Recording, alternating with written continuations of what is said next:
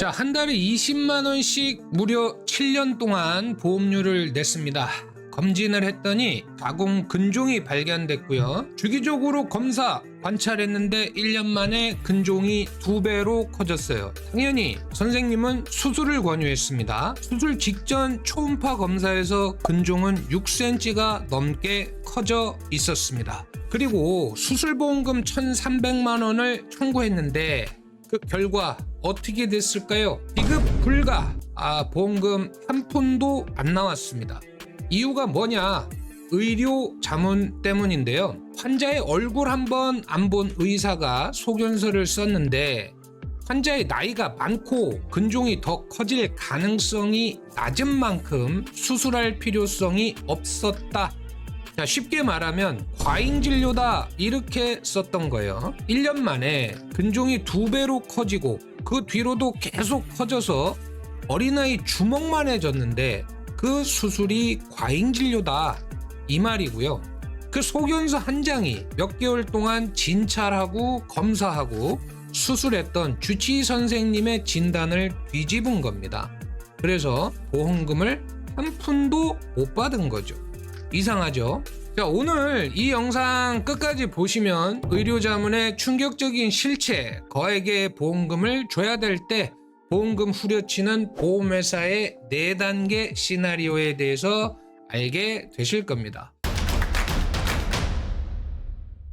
자, 보험금을 청구를 했어요. 그런데 돈은 안 들어오고 사람이 찾아와요. 친절한 목소리로 선생님, 저희가 선생님께서 보내주신 서류를 검토해 봤는데요. 치료하신 의사 선생님 의견하고 저희 쪽 의견이 좀 다르네요.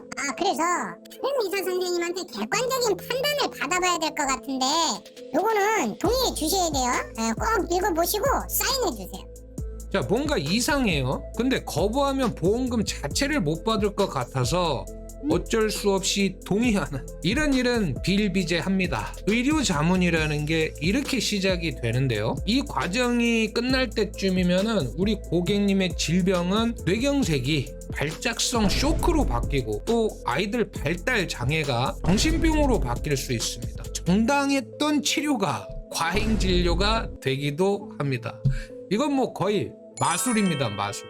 수백만 원, 수천만 원, 우리 고객님이 받으셔야 될 보험금이 빵원이 되거나 아니면 삭감 지급되는 아주 이상한 마술의 피해자가 될 수도 있습니다. 자, 이런 의료 자문이 2024년 우리나라에서 7만 5천 건 이상이 진행이 됐어요. 이 중에 36% 그러니까 2만 7천 명 정도가 보험금을 한 푼도 못 받거나 삭감 지급되었답니다. 자, 이쯤 되면 한번 제대로 살펴봐야 되지 않겠냐. 의료자문이 뭔지 요것부터 말씀을 드릴게요. 보험회사 말로는 의료자문이 청구 내용의 의학적인 타당성을 제3의 의사에게 객관적으로 검증하는 과정이다 이렇게 말합니다. 의료 자문으로 보험 사기도 막고 또 다수의 선량한 계약자를 보호할 수 있다. 꼭 필요하고 문제가 없다. 뭐 이런 입장인 거예요. 근데 저는 이 말을 들으면서 이거 어디서 본 장면 같다. 뭔가 묘한 기시감이 들었거든요. 근데 어디였냐면 작년 12월 3일 무슨 일이 있었죠? 불법 계엄에서 이런 느낌을 받았었습니다. 내란의 주범 전 대통령이 재판을 받으면서 했던 변명이 뭐였습니까? 계엄은 국민을 보호하기 위한 대통령의 고유 권한이다. 할 만해서 했다. 이거였잖아요. 그런데 이게 왜 문제가 된 거죠? 계엄이 대통령 권한인 건 맞죠. 그런데 문제는 그것이 실행되는 과정에서 제도의 취지가 완전히 변질이 된 거고요. 법에서 정한 절차는 철저하게 무시가 됐던 거죠. 의료 자문도 지금 보면 뭐 불법 계엄이랑 똑같아요. 다를 게 없습니다. 보험 사고에 대한 객관적인 검토, 이게 의료 자문의 원래 취지고 그들의 권리인 것도 맞아요. 근데 현실을 보면 이 제도는 고액의 보험금 지급을 회피하기 위한 어떤 보험회사의 수단, 이렇게 악용되고 있구나 이런 생각을 지울 수가 없습니다. 그래도 의료 자문을 뭐 불법 계엄에 비유하는 건 주장이 너무 심한 거 아니냐. 심하지 않습니다. 더하면 더했지 심하지 않습니다. 자, 지금부터는요, 보험회사가 사용하는 의료 자문의 4단계 시나리오를 제가 말씀을 드릴 거예요. 우선 보험회사는 보험금 청구가 들어오잖아요. 그러면 자체 기준에 따라서 선별을 해서 일부 청구권에 대해서는 고객한테 의료자문 동의를 요구합니다. 보통 진단비나 후유장애, 수술비처럼 보험금이 클 때 요구하고 자문에 동의하지 않으면 심사가 지연됩니다. 또는 보험금 지급이 불가능합니다. 이렇게 압박을 해요. 그래도 고객이 진짜 끝까지 거부하면 실제로 보험금을 지급하지 않습니다. 심사 절차 자체를 그냥 끝내버려요. 자, 이런 행동의 근거는 뭐냐? 당연히 약관일 거고요. 이 조항을 근거로 드는데, 근데 엄밀하게 따져보면 보험회사가 이렇게 들이미는 약관의 내용조차도 의료자문 요청에 고객은 무조건 동의해야 합니다. 이렇게 강제하는 조항이 아닙니다. 강제하는 조항이 아니라는 점은 2018년도 법원 판결문에 이미 나와 있습니다. 하지만 보험회사는요, 약관의 해석을 묘하게 비틀면서 의료자문을 강요하고 있는 거예요. 시작부터 잘못된 겁니다. 자, 근데 문제는 현실적으로 이런 보험회사의 행태를 막을 수 있는 방법이 없어요. 법적인 장치가 없냐? 그건 아닙니다. 법적인 장치가 있는데 보험회사가 그런 규정, 법률 싹 다 무시하고 그냥 무대뽀로 나오기 때문에 일반적인 고객님들 입장에서는 소송 외에는 막을 방법이 없다, 이렇게 말씀을 드리는 겁니다. 결국 대부분의 고객님은 의료 자문에 동의하시게 될 거예요. 자, 이제 의료 자문이 시작이 되면 이제 상황이 점점 더 불리해지거든요. 의료 자문이 고객과 보험회사의 의견 차이에 대해서 심판한테 의견을 묻는 제도인데, 그 심판에 대한 결정권은 전적으로 누가 갖냐? 보험회사가 가져요. 보험회사는 사안별로 자기들한테 우호적인 의견을 내줄 의사들 리스트를 만들어 뒀습니다. 그러면서 고객한테는 선택권을 드릴게요, 이렇게 하면서 그 리스트를 내밀고요. 여기 계신 선생님들 중에서 누구한테 의료자문 받으실 건지 선택해 주세요, 이렇게 말합니다. 근데 고객은 그 선생님들에 대한 정보가 있어요? 없죠. 그리고 누구를 선택해도 그 안에 우리 편은 없다, 이게 팩트죠. 자, 만약에 진짜 운 좋게 소신 있는 의사를 만나서 보험회사에 불리한 소견이 나온다? 그러면 그 다음부터 그 선생님은 보험회사 자문의 리스트에서 사라지게 되겠죠. 결국에는 보험회사 편들어주는 의사 선생님들만 리스트에 남게 되는 겁니다. 자, 이거는 한국하고 일본이 월드컵 결승에서 붙었어요. 어마어마하게 중요한 게임인 거죠. 근데 경기장에 딱 들어서 보니 심판이 전부 다 일본 사람인 거예요. 이게 객관적인 판단이 되겠냐고요? 안 되죠. 자, 더 황당한 건 이렇게 소견서가 나오면 그 소견서를 근거로 보험회사가 보험금을 줄까 말까 이걸 결정하는 건데요. 근데 보험회사가 자문 결과를 보고 보험금 못 드려요, 이렇게 부지급 통보를 하잖아요. 그러면 고객은 진짜 어떻게 했어요? 상당히 억울하고 황당하실 건데, 근데 중요한 거는 우리 고객님들은요, 보험회사한테 이렇게 거절할 빌미를 준 자문 의사가 누군지, 그 의사가 왜 이런 결정을 내렸는지 알 수가 없습니다. 의료 자문 회신서에 의사 이름이 있을 거 아닙니까? 없어요. 거기에 의사 이름 없습니다. 알려주지도 않아요. 개인정보 보호라는 명분으로 그렇게 하는데 의사 선생님이 당당하면 왜 이름을 밝히지 않겠습니까? 이상하죠? 이렇게 되면요, 의사 선생님 입장에서는 어떨까요?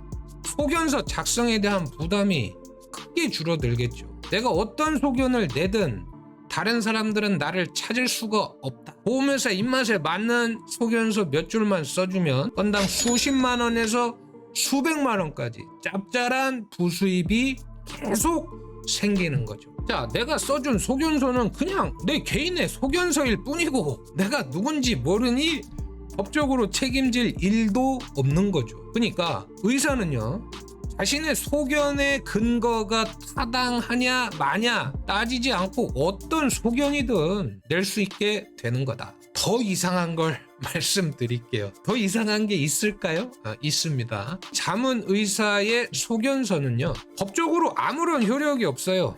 우리나라 의료법 17조에 보면 진단, 검안서는 환자의 상태를 직접 진찰한 의사만 작성해라, 이런 내용의 법률이 있는데, 반대로 생각을 하면요, 자문의사처럼 환자의 상태를 직접 진찰하지 않고 서류만 가지고 쓴 의사의 소견서는 법적으로 아무런 효력이 없다, 이거죠. 의료자문 회신서에도 법적 효력이 없다, 이렇게 명백히 쓰여져 있습니다.